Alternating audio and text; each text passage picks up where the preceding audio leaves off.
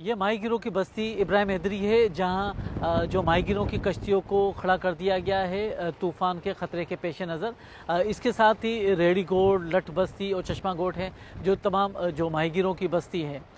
इस वक्त जो तूफ़ान है कराची से चंद सौ किलोमीटर दूर वाक़े है, मगर उसकी जो असरात है अभी से यहाँ पे महसूस किए जा सकते हैं।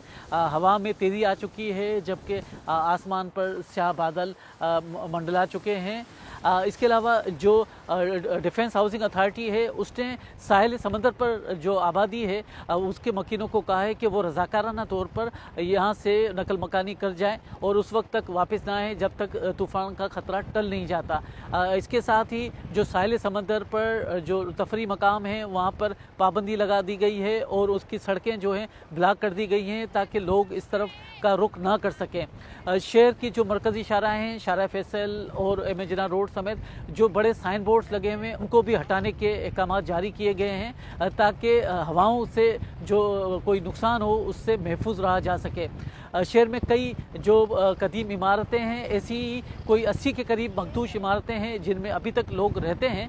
हुकूमत ने वहाँ के मकीनों को भी हिदायत की है कि वो वहाँ से महफूज जगह पर मुंतकिल हो जाएं ताकि बरसातों और जो तूफ़ान की सूरतों में महफूज रहा जा सके। जो महकमा मौसमियात है उसका कहना है कि जो ये तूफ़ान है वो केटी बंदर से लेकर गुजरात तक के 150 किलोमीटर की रेंज में किसी इलाके से टकरा सकता है। लिहाजा जो केटी बंदर से लेकर और बदीन तक की जो आबादी है जो समंदर के करीब है उसे कहा गया है कि उससे वो महफूज मकाम पर मुंतकिल हो जाए। ठट्टा, बदीन और सिजावल की ज़िले इंतज़ामिया ने गुज़िश्ता रात से कोशिशें की हैं, जिसके बाद कोई 40,000 के करीब लोगों को महफूज मकाम पर मुंतकिल किया जा रहा है। महकमा मौसमियात और माहिरीन का कहना है कि ये जो तूफ़ान है इसका पैटर्न 1999 में जो तूफ़ान आया था उससे मिलता जुलता है।